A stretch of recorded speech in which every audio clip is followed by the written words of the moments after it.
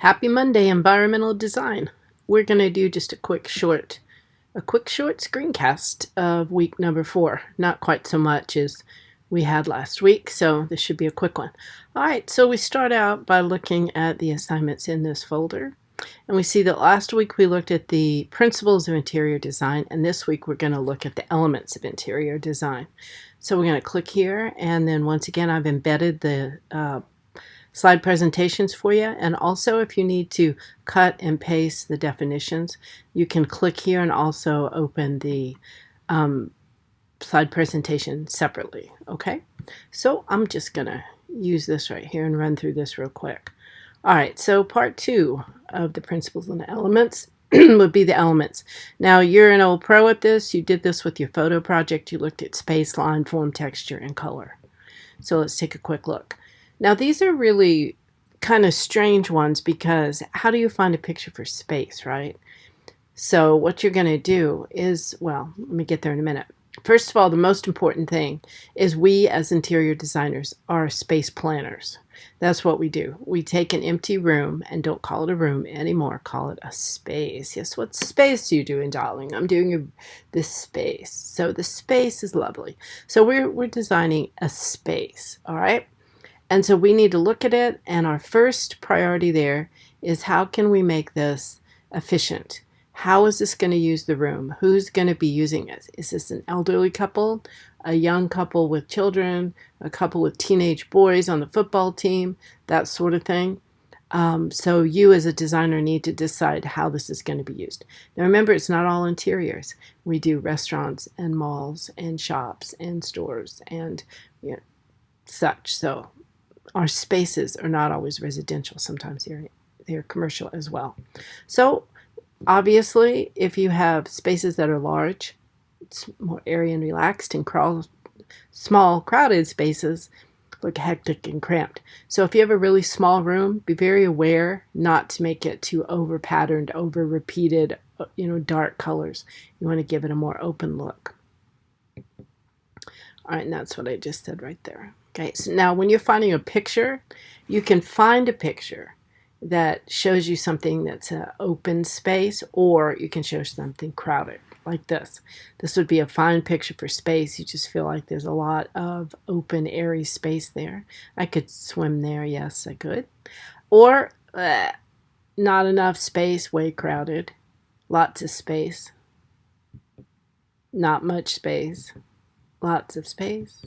Not much. Ooh, that makes me want to sneeze. So there you go with that. That's as hard as that one is. That's the easiest one. So on line, there are several different kinds: vertical, horizontal, diagonal, and curved. Vertical lines look like trees and buildings and things that are strong, flag poles, jail bars. They're dignified, they're formal. And then horizontal lines like the horizon line or your bed, they stretch out and long, and they're more restful and calming, actually.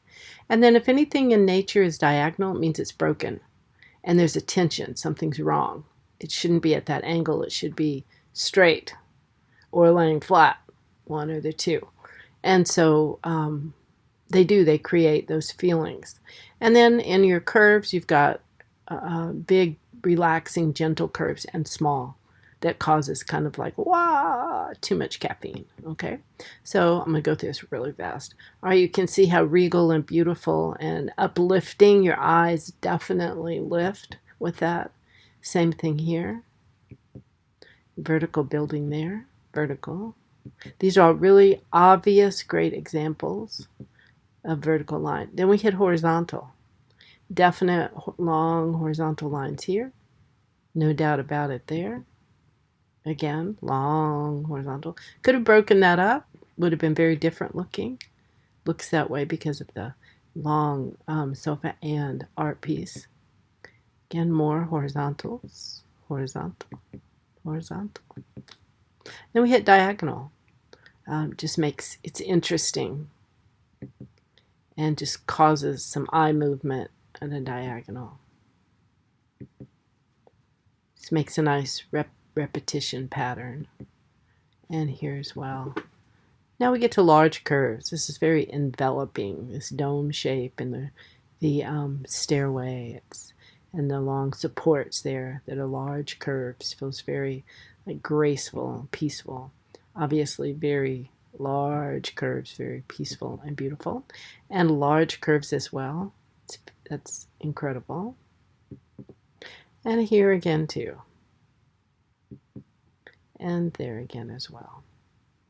Funny with those diagonals on the edge of that. It seems counterintuitive. Interesting. And then you get to small curves, creates just some visual excitement as you're, just fast, fast, fast. Your eye moves quickly. Look at that crazy stuff.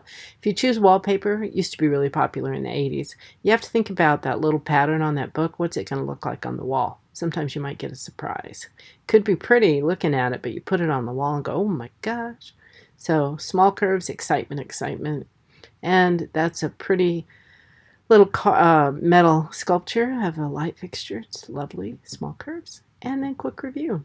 So the elements, space, line, form, texture, color, and all the different types of lines there. Quick review. Space planning is an important part of an interior designer's job. Large and small. And vertical lines are dignified. Horizontals are restful. Diagonals create tension. Large curves are gentle, and small curves are exciting and busy. And you're going to find for this particular day, if we were in class, space, and then horizontal, vertical, diagonal, small curves, and large curves. And I would say, okay, take out your Chromebooks and everybody get busy. And then you'd all start talking to your friends. Okay, so there's that. And, oops, let's see. Let's go here real quickly.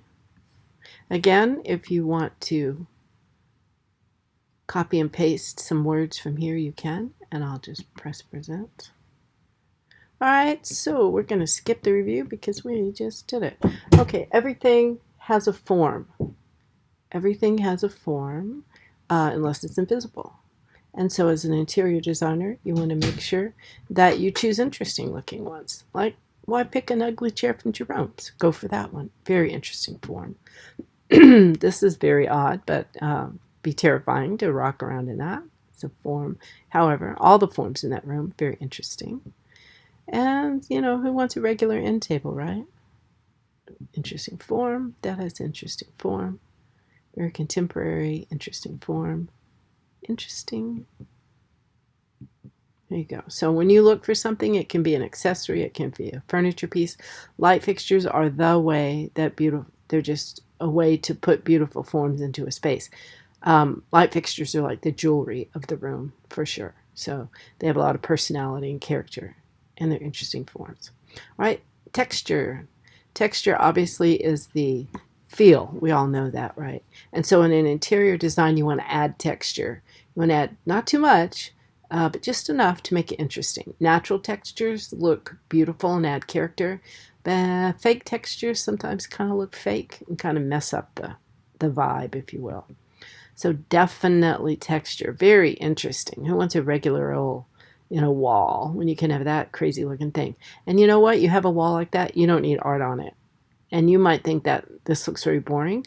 Some people might like that simplicity. And these are just a variety of textures of fabrics that are available. And hard textures create a cold feeling, and you get echo from here, and it doesn't really absorb sound. But it's meant to feel that way because it's an office space. It's not supposed to be warm and fuzzy. But in this case, soft textures, they feel cozy and warm. I'd like to sit on that chair. Feels wonderful. So that looks all cozy and warm. And repurposed brick has become very trendy, and it's the hot thing.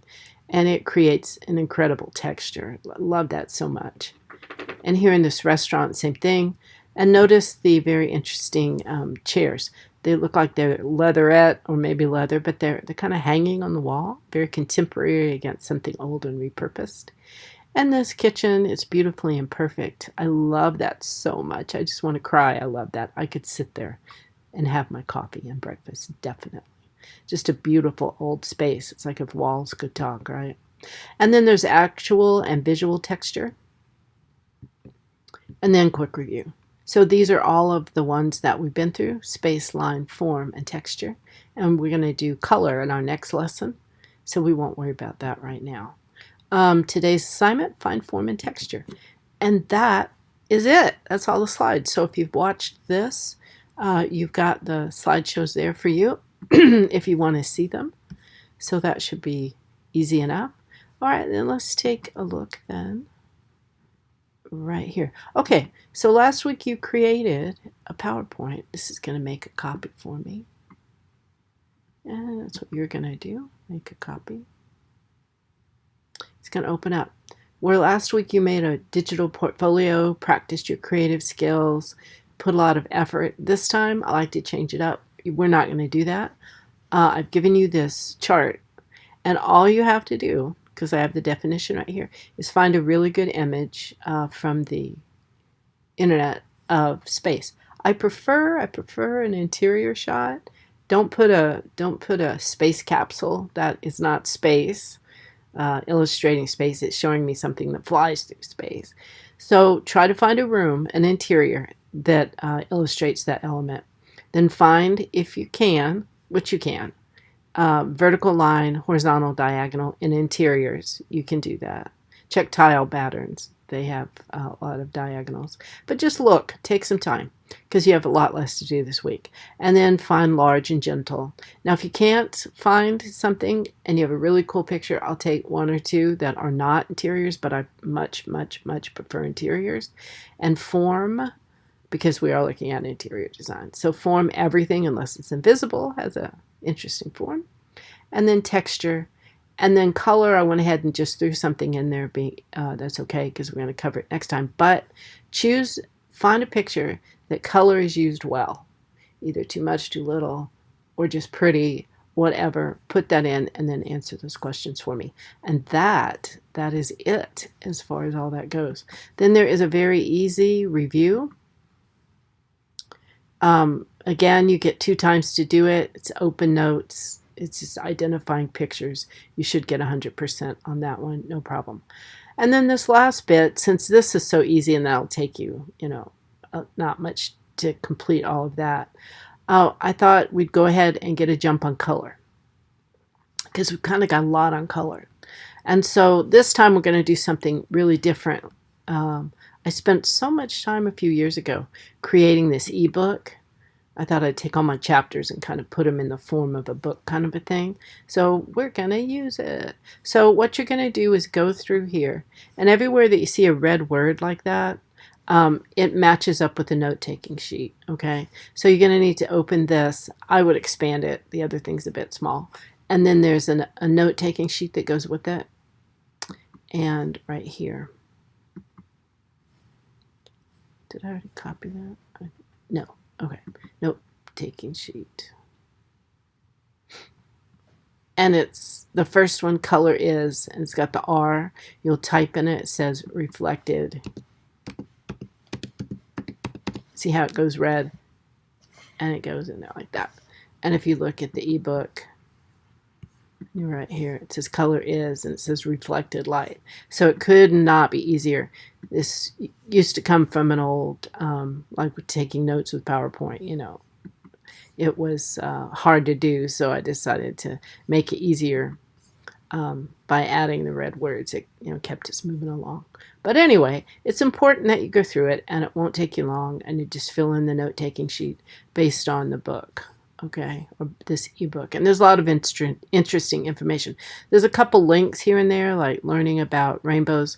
There's some links and some other things that you can go through and look at if you so choose. All right? And then that's all. That's it for this week. So I hope you have a wonderful day. And for those of you that I will see in class, I will see you in class. Okay? So have a great day and be kind. Stay well.